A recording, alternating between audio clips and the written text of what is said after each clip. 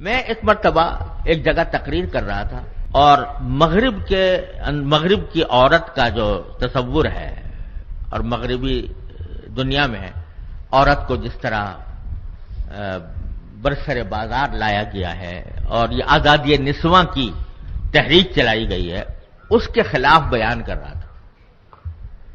اور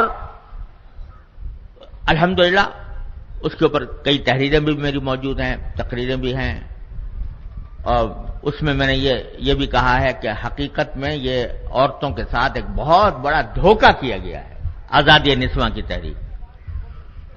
اور یہ عجیب فلسفہ ہے مغرب کا کہ اگر ایک عورت اپنے گھر میں اپنے گھر والوں کے لیے کھانا پکائے تو وہ تو رجت پسندی اور دقیانوسیت ہے، اور وہ عورت اگر جہاز میں ایئر ہوسٹس بن کر 500 آدمیوں کو کھانا سرو کرے اور ان کی ہوسناک نگاہوں کا نشانہ بنے تو یہ آزادی ہے. آج مغربی دنیا میں جا کر دیکھ لو، پس سے پس کام عورت کے سپرد ہے. کہنے کو تو یہ کہا گیا کہ ہم عورت کو اونچا باہر نکال رہے ہیں، اس کو اونچا مرتبہ دینے کے لیے تاکہ وہ صدر بن سکے، وزیر اعظم بن سکے. لیکن صدر وزیر اعظم تو کتنی بنی، لیکن لاکھوں عورتوں کو سڑکوں پر گھسیٹ دیا گیا. وہ نچلے سے نچلا کام ان کے سپرد ہے. ہوٹلوں میں لوگوں کے بستروں کی چادریں تبدیل کرے گی تو عورت کرے گی، جھاڑو دے گی تو عورت دے گی، ویٹر بنے گی تو عورت بنے گی. غرض دنیا بھر کے پس سے پس کام اس کے حوالے کر دیے گئے اور اس کا نام رکھ دیا گیا آزادی نسواں.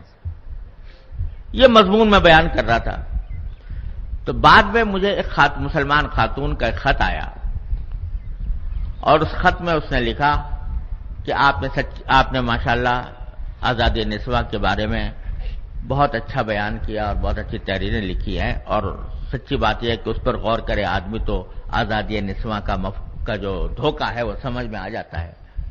لیکن میں آپ سے ایک بات پوچھتی ہوں، وہ یہ کہ ہمارے اللہ تعالیٰ نے اسلام میں جتنے حقوق عورت کو دیے ہیں ان میں سے بہت سے حقوق ایسے ہیں جو ہمارے معاشرے میں پامال ہو رہے ہیں. کبھی آپ نے ان کے خلاف بھی آواز اٹھائی؟ کبھی آپ نے اس پر بھی تنقید کی کہ ہمارے معاشرے میں اللہ تعالیٰ نے تو عورت کو یہ حق دیا تھا اور ہمارے معاشرے میں یہ حق نہیں دیا جا رہا؟ تو کبھی آپ نے اس کے خلاف بھی کوئی تقریر کی، اس کے خلاف بھی کوئی تحریر لکھی؟ سچی بات یہ ہے کہ انہوں نے مجھے شرمندہ کر دیا، اس لیے کہ واقعتاً ہمارے معاشرے میں خواتین کے ساتھ بڑی ناانصافیاں ہوتی ہیں، ایسی ناانصافیاں جو شریعت کے بالکل خلاف. مثلا اللہ تعالیٰ نے عورت کو وارث بنایا ہے. مجھے یہاں کا حالات تو پوری طرح معلوم نہیں ہے، لیکن ہمارے پاکستان کے بیشتر علاقوں میں عورتوں کو میراث نہیں دی جاتی. ان کو میراث، جو شریعت نے ان کا میراث میں حصہ رکھا ہے، وہ میراث ان کو نہیں دی جاتی. تو مجھے خیال آیا کہ واقعتاً ہم نے کبھی بھی اس برائی کے خلاف کوئی مؤثر آواز نہیں اٹھائی. اسی طرح شریعت نے یہ حکم دیا ہے کہ عورت کا نکاح اس کی مرضی کے خلاف نہیں ہونا چاہیے. صاف صاف احکام ہے نبی کریم صلی اللہ علیہ وسلم، البکر تستعمر فی نفسها، کسی عورت کا نکاح اس کی مرضی کے خلاف نہیں ہونا چاہیے. لیکن ہمارے بہت سے معاشروں میں عورت کی مرضی لینے کا کوئی تصور ہی نہیں ہے. باپ نے کہہ دیا، جس جگہ نکاح کر دیا تو کر دیا، اس کو بولنے کا بھی حق نہیں، اس سے پوچھا بھی نہیں جاتا. بہت سے معاشروں میں یہ صورتحال ہے، اور اس کے بہت ہی بدترین نتائج ہمارے سامنے آتے ہیں. لیکن اس برائی کے خلاف ہم نے آواز نہیں اٹھائی. تو بہت سے ایسے اسلامی احکام ہیں جن کی مخالفت سے لوگوں کے حقوق پامال ہو رہے ہیں، ان کی طرف ہماری نگاہ ذرا کمزور ہے. اور جب سے اس خاتون نے مجھے متوجہ کیا تو اس کے بعد الحمدللہ کچھ توفیق ہوئی.